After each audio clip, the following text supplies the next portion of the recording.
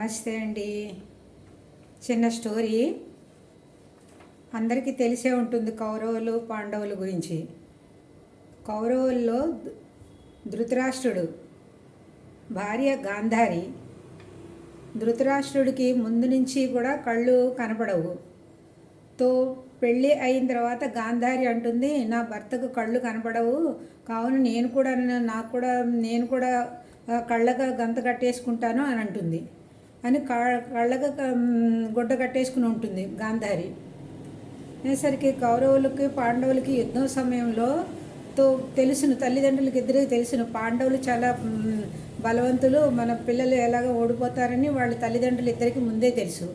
అందువల్ల ఏమంటుంది, మా దుర్యోధనుడు ఎప్పుడూ కూడా నెగ్గాలి, ఈ యుద్ధంలో నెగ్గాలి అని ఏమంటుంది కొడుకుతోటి, దుర్యోధనుడితోటి, బాబు నువ్వు రేపు నా ఎదురుగుండా నువ్వు నగ్నంగా రా, ఒంటి మీద ఏ బట్ట లేకుండా నా ముందు నిలబడు పొద్దున్నే వచ్చి అని గాంధారి అంటుంది దుర్యోధనుని.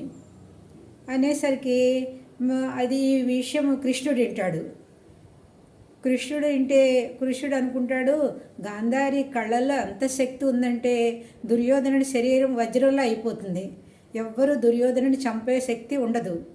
అందువల్ల ఏమంటాడు, నెమ్మదిగా వచ్చి చాటును వచ్చి దుర్యోధనుడితో అంటాడు, నువ్వు ఇంత పెద్దవాడైపోయావు, నువ్వు నగ్నంగా తల్లి దగ్గరికి వెళ్తావా, నీకు సిగ్గు కూడా రావాలి కదా నీకు, అందువల్ల నువ్వు నగ్నంగా వెళ్ళకు, కనీసం చిన్న బట్ట అయినా కట్టుకుని ఎల్లు, నువ్వు మీ తల్లి ఎదురుగుండాను అని కృష్ణుడు చెప్తాడు దుర్యోధనుడికి.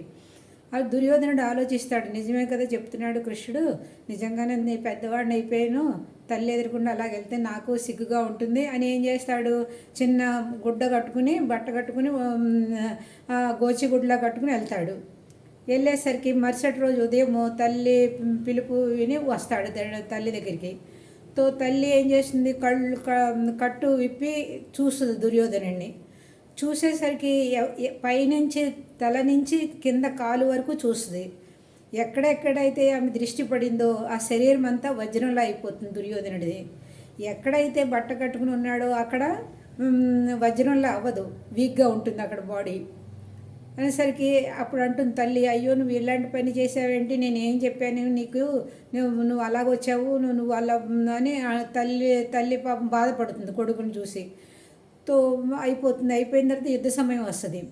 యుద్ధ సమయం వచ్చేసరికి కౌరవులు పాండవులకి శంఖం ఊదుతారు యుద్ధానికి రెడీగా ఉండమని.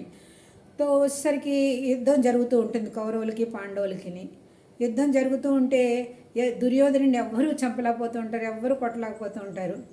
అప్పుడు కృష్ణుడికి అర్జునుడికి ఒక ఇషారా ఇస్తాడు, నువ్వు ఎక్కడ కొట్టినా అతను చావడు, నువ్వు ఒక్క తొడ మీద కొడితే కనుక అతను చనిపోతాడని ఒక ఇషారా ఇస్తాడు కృష్ణుడు అర్జునుడికి. అర్జునుడు అది తెలుసుకుని భీముడి దగ్గర కూడా చెప్తాడు. అట్లాగే భీముడు గదతోటి అది జాంగ్ దగ్గర కొడతాడు గట్టిగా. కొట్టేసరికి జాంగ్ వీక్గా ఉంది కదండి, బట్ట కట్టుకుని వెళ్ళాడుగా కూడా ఆ స్థానంలో అదంతా వీక్గా ఉంది. ఒక్క గదతోటి కొట్టిన వెంటనే పడిపోయేసరికి పాపం చచ్చిపోతాడు దుర్యోధనుడు. అదే అంటారు, మనకి ఎంత మన శరీరంలో భగవంతుడు, ఈ కథను బట్టి మనకి ఏమర్థమవుతుంది, మన భగవంతుడు మనకి శరీర రూపంలో ఎంత శక్తి ఇచ్చాడంటే మన అన్ని అవయవాల్లో కూడా శక్తి ఉంటుంది మనకి.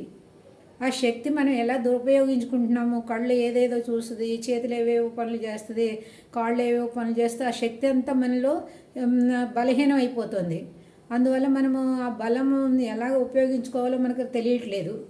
ఇదంతా మనకు గురువుగారు కృప వల్ల మనకు తెలుస్తుంది ఇవన్నీ. చూడండి, గాంధారి కళ్ళు ఎప్పుడైతే ఇన్ని సంవత్సరాలు బట్టి ఆమె కళ్ళు కట్టుకుని ఉన్న వల్ల ఆ శక్తి అంతా కళ్ళల్లోకి వచ్చింది ఆవిడకి. ఆ శక్తి వల్ల అంత వజ్రంలా శరీరం అయిపోయింది. దాన్ని బట్టి మన శరీరాన్ని ఎంత బాగా ఉపయోగించుకోవాలండి.